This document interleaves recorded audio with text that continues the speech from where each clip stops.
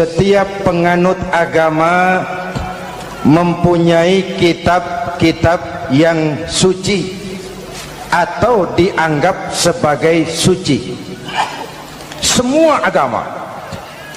Orang Nasrani punya kitab Injil, orang Yahudi punya kitab Taurat, orang Hindu punya kitab Weda, orang Buddha punya kitab Tripitaka, pengikut Konghucu punya kitab Tao Te Ching, orang Majusi pengikut Zoroaster punya kitab Zen Avesta, orang kebatinan punya kitab Serat Centani, Hidayat Jati atau Darmo Gandul.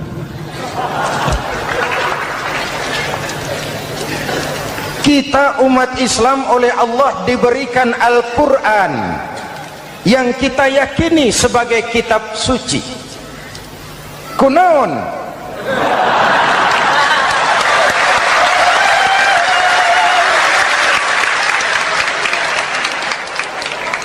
Apa kunaon itu? Kenapa sih kita yakin Quran itu kitab suci? Pertama, ajarannya sesuai dengan fitrah manusia. Suatu kitab dinamakan suci kalau konsep ajarannya sesuai dengan fitrah. Contoh, ini laki-laki ini seneng nggak sama perempuan? Normal. Kalau nggak seneng saya ragu-ragu. Perempuan seneng nggak sama laki-laki?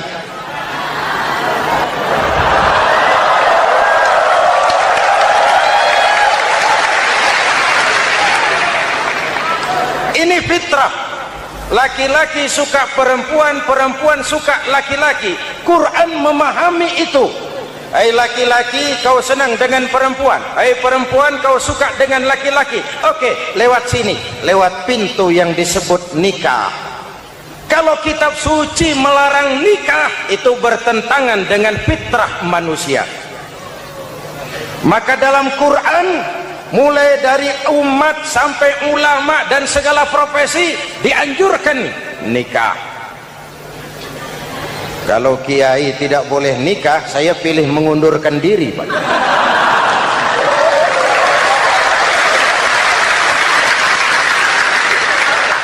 Itu bertentangan dengan fitrah. Lagian mubazir dikasih perabotan nggak dipakai.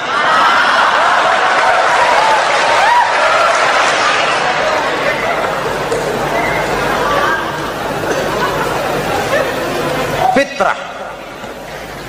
Contoh lagi, manusia perlu makan.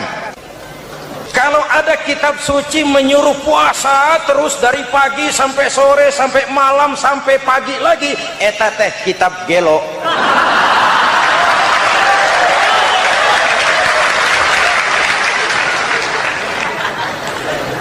Quran sesuai dengan fitrah. Puasa mulai dari imsak sampai datang waktu maghrib.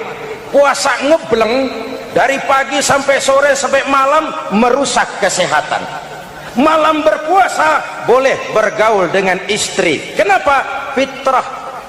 Kalau siang tidak boleh, malam tidak boleh, sebulan penuh panas kepala.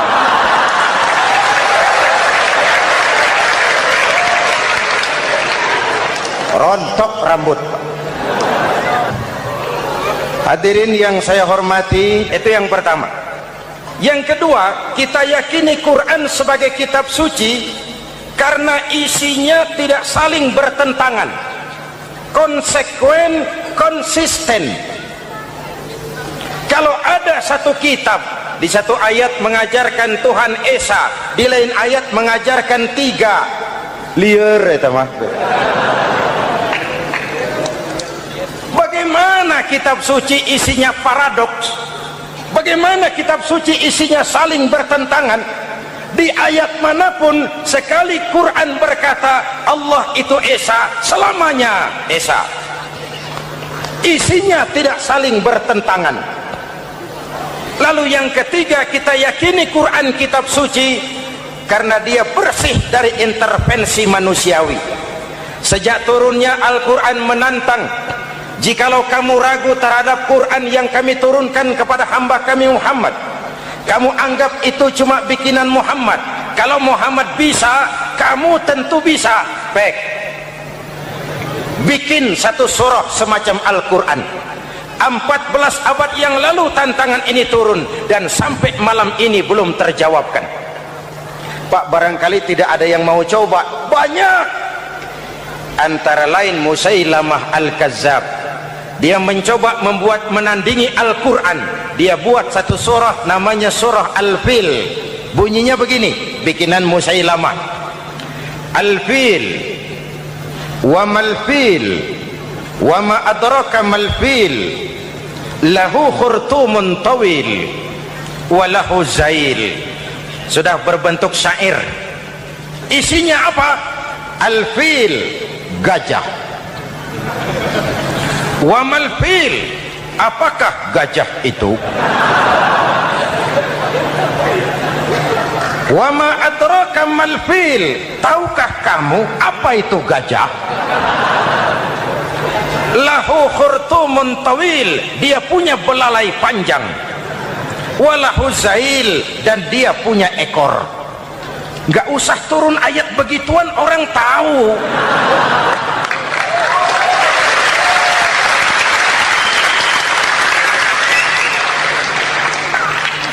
Kalau redaksi mendekati, maka isi jauh panggang dari api. Kitab suci bersih dari campur tangan manusiawi. Maka Al-Quran, ke bahasa apapun dia diterjemahkan, naskah aslinya tetap ikut. Dia boleh diterjemahkan ke bahasa Sunda, bahasa Jawa, bahasa Padang, bahasa Inggris, bahasa Jerman, bahasa Belanda, naskah aslinya tetap ada. Kenapa? Bahasa ke bahasa perbedaannya sering frontal. Kalau dari gelas menjadi gelas, eta mah caket. Dari lem menjadi lampu, itu masih serumpun. Tapi cokot Sunda dengan cokot Jawa itu jauh bedanya. Atos Sunda dengan atos Jawa itu jauh. Ulama Sunda sama ulama Jawa nggak pernah akur kalimat atos ini.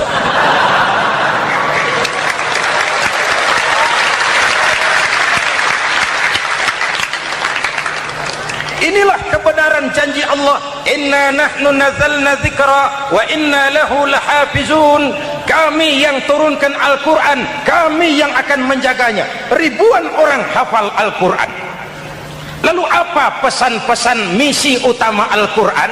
Pertama, menegakkan tauhid. Ini yang lebih dahulu, membentuk kualitas sumber daya manusia dengan menanamkan nilai-nilai keimanan, membebaskan dari ketergantungan kepada benda. Ya ayyuhan nasu ubudu rabbakumul ladzi khalaqakum.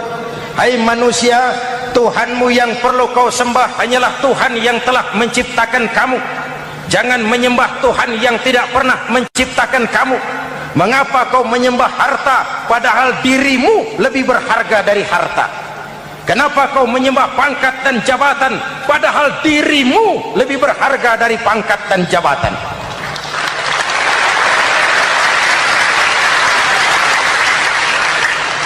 Diajak rasio berpikir, Tuhanmu yang perlu kau sembah hanyalah Tuhan yang menciptakan kamu. Dan Tuhan yang menciptakan kamu itu Tuhan yang lam yalid wa lam yulad, yang laisa kamislihi syai'un, dan itulah Allah subhanahu wa ta'ala. Ayo orang teh, ayeuna teh boleh pakai teh. Ayeuna teh, kita teh kalau kepada syirik jali, syirik yang terang-terangan, insya Allah tidak. Nyata-nyata menyembah berhala, tidak. Nyata-nyata menyembah pohon, tidak. Nyata-nyata berkeyakinan Tuhan lebih dari satu, tidak. tapi kita sering terjebak pada syirik kecil, syirik khafi, syirik yang tersamar.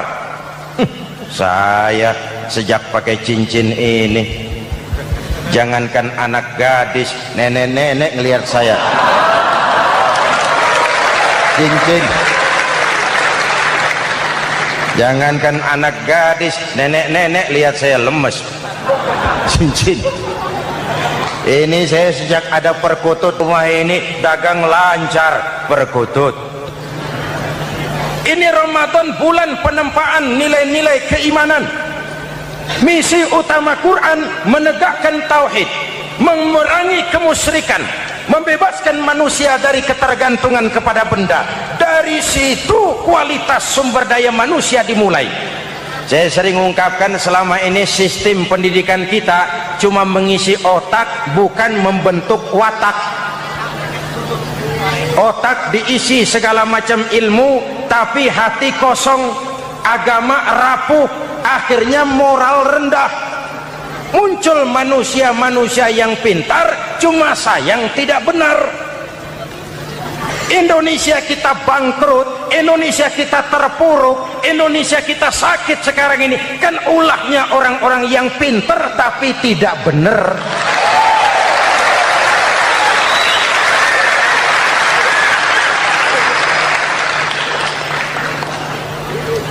Dan kalau saya bicara kayak begini, ini bukan pidato politik, ini nurani politik naon kadut.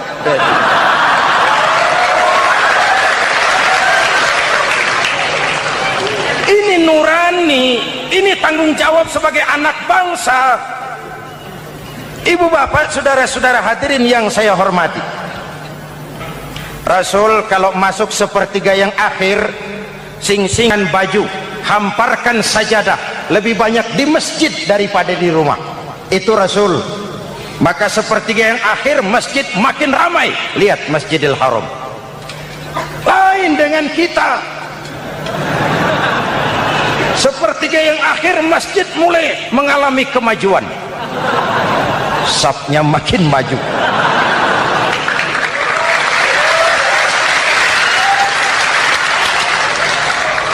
Pasar ramai, terminal beludak. Padahal sepertiga yang akhir itu puncak, padahal di situ nilai tambah. Dan anggap ini Ramadan terakhir yang diberikan Allah kepada kita. Kenapa? Memang tidak ada jaminan tahun depan ketemu Ramadan lagi.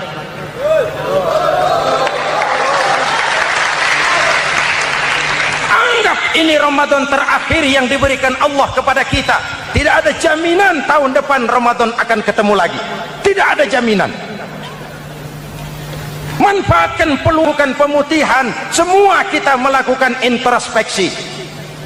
Tidak tahu kita Ramadan tahun depan nanti masih ketemu apa tidak.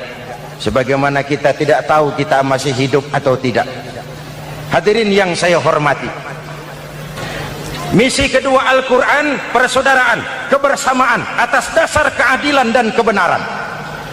Manusia bersuku-suku, ya. Manusia berbangsa-bangsa, memang itu diakui oleh Al-Quran.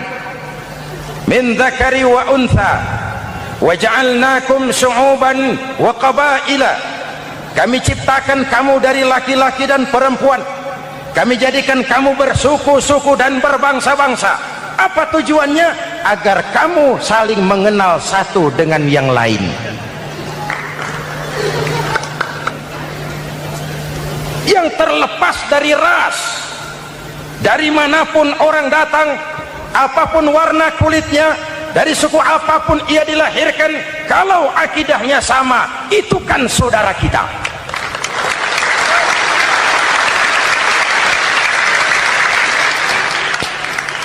Seperti di masjid, kita tidak peduli dari mana kita datang. Yang datang dari kidul, madhab ngulon mang. Yang datang dari sebelah lor, madhab ngulon mang. Yang datang dari sebelah wetan, madhab kulon mang. Yang datang dari kulon, madhab ngulon. Bukan soal dari mana kau datang, tapi satu arah menghadapmu. Kau mau Betawi, mau Sunda, mau Jawa, mau Padang, mau Aceh, mau Batak, mau Ambon, kita satu nusa, satu bangsa, satu bahasa.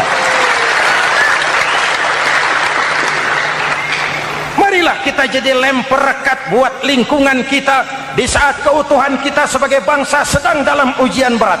Semangat kebersamaan atas dasar keadilan. Tidak ada mayoritas menekan minoritas. Umat Islam itu kalau besar dia mampu melindungi yang kecil, kalau kecil dia bisa menjaga diri.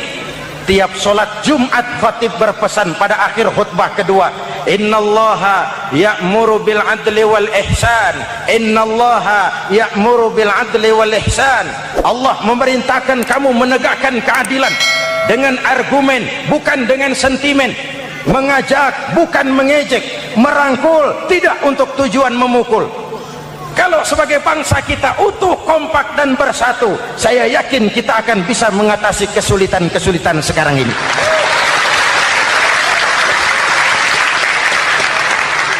Kan kita prihatin kadang-kadang tawuran antar desa, antar RT, antar RW, antar kecamatan, sampai antar elit di atas. Makanya saya ulang lagi pesan ini, kalau elit di atas tawuran, jadilah penonton yang baik.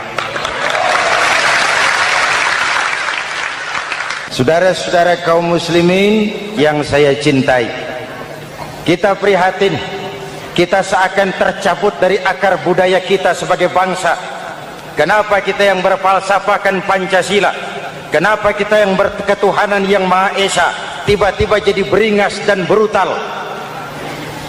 Ada maling ayam ketangkap, disiram bensin, dibakar hidup-hidup. Kok kita bisa begitu? Street justice, pengadilan jalanan mulai tegak. Iyalah kita tidak puas dengan kerja aparat kita, tapi jangan main hakim sendiri. Ini negara, bukan hutan.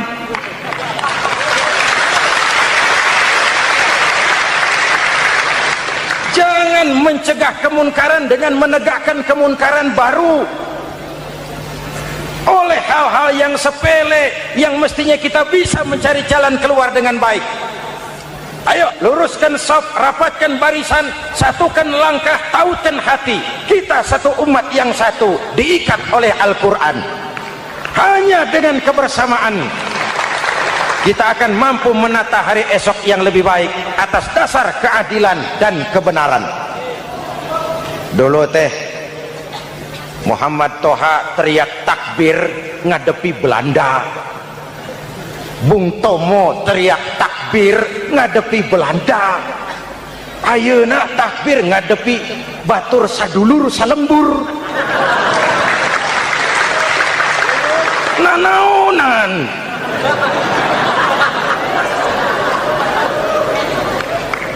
Bung Tomo teriak takbir, Muhammad Toha teriak takbir, yang dihadapi jelas penjajah Belanda. Kita ngadepi saudara sendiri, Allahu Akbar, yang sana teriak Allahu Akbar, setan tepuk tangan di tengah. Yuk kita rukun, yuk kita kompak, yuk kita bersatu, yuk kita pulang, yuk.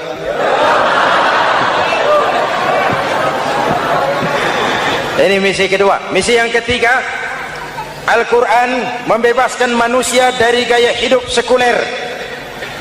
Quran mengingatkan, awas bung, ada hidup sesudah mati, ada akhirat sesudah dunia. Lebih untung orang yang percaya akhirat daripada yang tidak. Paling tidak hidupnya normatif. Contoh, saudara yakin akhirat ada, lalu saudara hidup baik-baik, menjauhi yang munkar, meninggalkan yang haram, saudara sujud, puasa, jihad, lalu saudara mati. Setelah mati ternyata akhirat tidak ada ruginya. Paling kurang kita sudah dicatat sebagai orang baik. Sebaliknya, saudara tidak percaya sama akhirat, lalu hidup seenaknya, judi, mabuk, zina, nipu orang, korupsi, tenggelam dalam kemunkaran, lalu mati. setelah mati ternyata akhirat ada.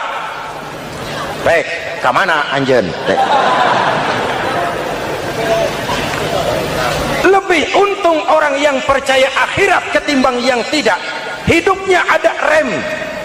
Iya Pak, saya kepengen banyak uang, tapi kalau main judi nanti di akhirat bagaimana? Iya, saya kepengen jadi orang kaya, tapi kalau korupsi, nipu orang, buka peternakan tuyul, nanti di akhirat bagaimana? Gaya hidup yang berkeseimbangan, ada hidup sesudah mati dan ada akhirat sesudah dunia. Yang keempat, Quran membebaskan manusia dari belenggu kebodohan. Quran ayat yang pertama turun sudah berkata, Iqra, baca, kamu jangan jadi bodoh. Kebodohan menimbulkan kemiskinan, kemiskinan mendekatkan kepada kekufuran. Yang kelima, ini kado buat ibu-ibu, Quran mengangkat harkat, derajat dan martabat kaum wanita. Sebelum Quran turun, sebelum Islam datang, nasib wanita sangat menyedihkan. Dilahirkan hanya untuk melahirkan. Kalaupun berperan, peranannya tidak lebih segitiga. Dapur, sumur, kasur. Kasur, sumur, dapur. Dapur, sumur, kasur. Wanita dilecehkan, sekadar alat pemuas nafsu. Datang Islam, Rasul terenyuh, An-nisa imadul bilad. Wanita adalah tiangnya negara. Jikalau baik wanita, baik negara. Jikalau rusak wanita, hancur negara. Karena wanita, negara jaya. Betul? Karena wanita, negara hancur. Betul? Maka wanita adalah bidadari yang kadang-kadang setan. Kadang-kadang.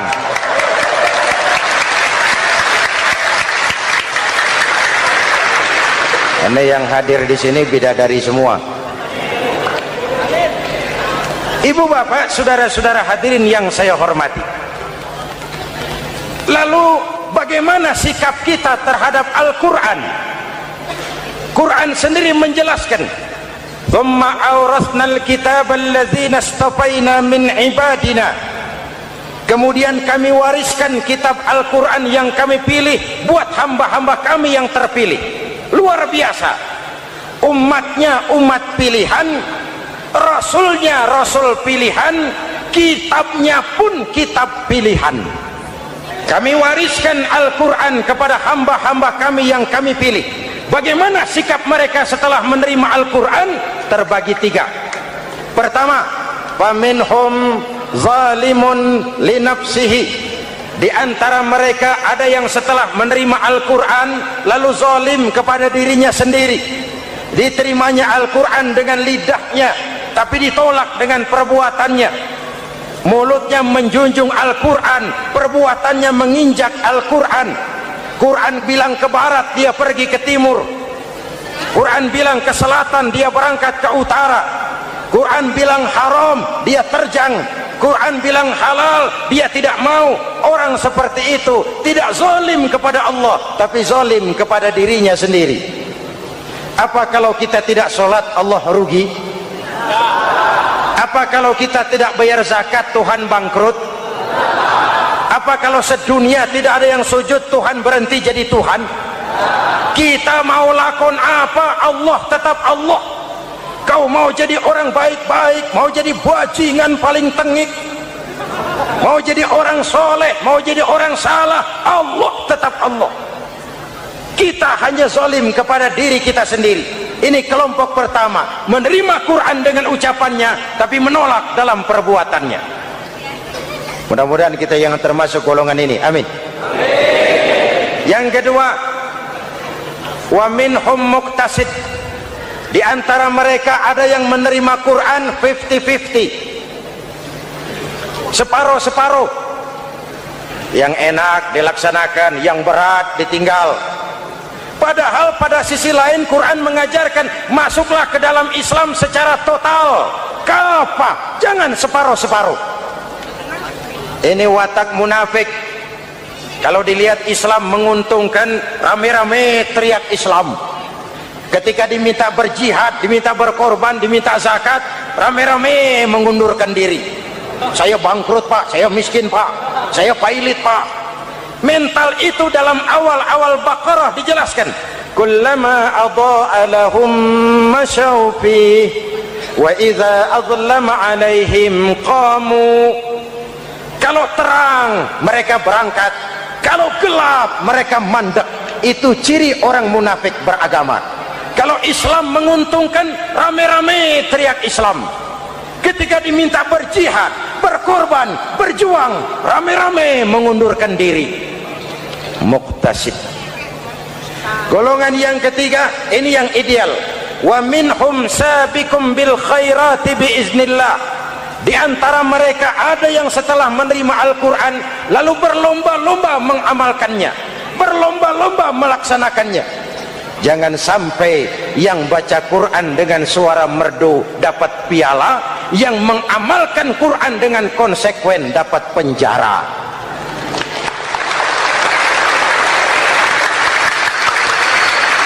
Itu ironi, itu menyedihkan, itu memilukan, dan itu memalukan. Pilihan terserah kita. Satu hadis Rasulullah mengajarkan begini: man ja'alal qur'ana amamahu qadahu ilal jannah wa man ja'alal qur'ana khalfahu saqahu ilan nar. Siapa yang meletakkan Quran di depannya, dijadikannya Quran sebagai imam, Quran akan membimbing dia ke surga, surga dunia, lebih-lebih surga akhirat. Sebaliknya, siapa yang meletakkan Quran di belakang, dibelakanginya ajaran Quran, Quran akan mendorong dia ke neraka, neraka dunia, lebih-lebih neraka akhirat. Quran imam apa makmum? Kita makmum apa imam? Makmum ikut imam apa imam ikut makmum? Makmum ikut imam. Jikalau Quran adalah imam, jikalau kita adalah makmum. Ke barat kata Quran, ke barat kita berangkat. Ke timur kata Quran, ke timur kita menuju. Halal kata Quran, itu yang kita ambil.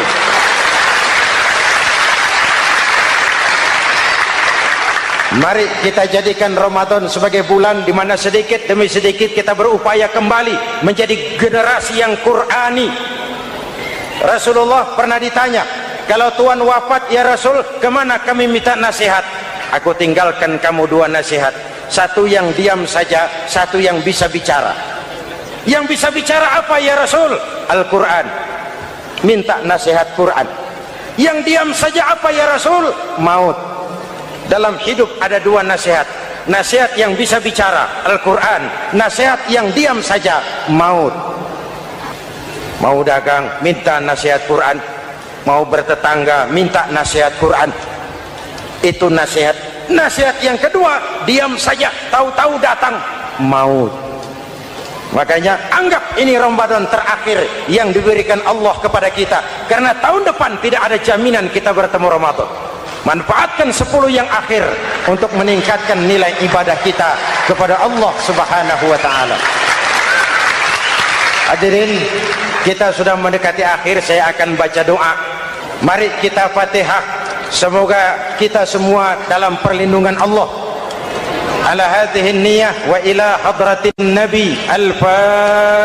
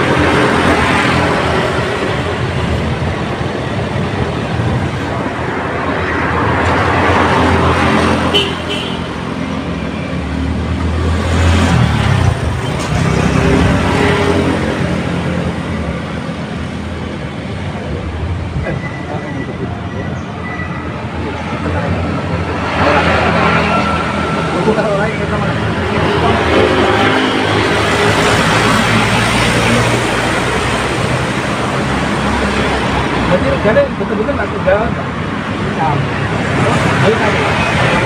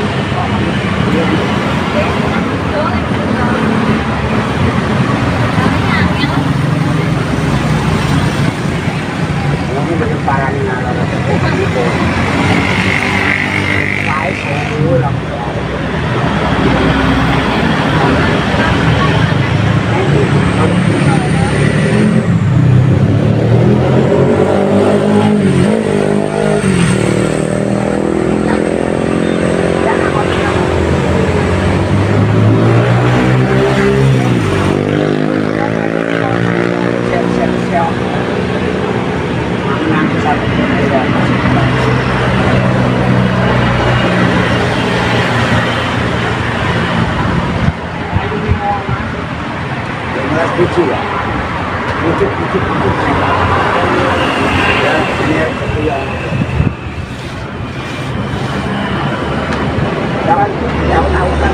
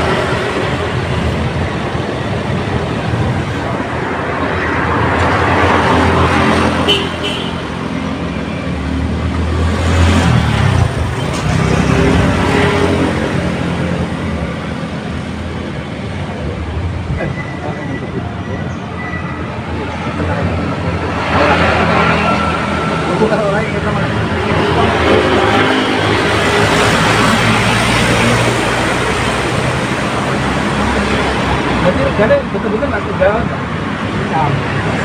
Ayo kan. Aku kalau jangan ini cuma satu. Pasar ya.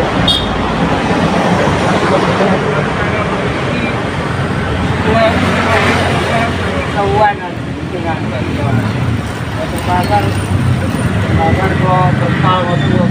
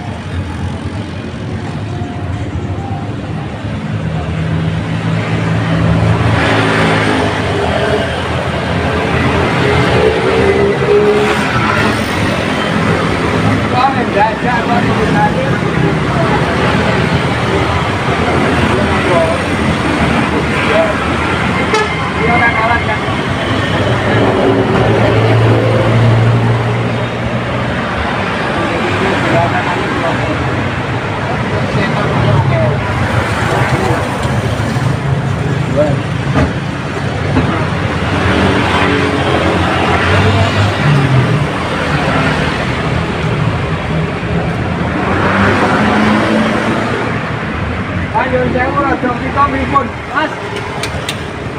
Ini parkir berikut berikut. Dia berikut buat terang apa?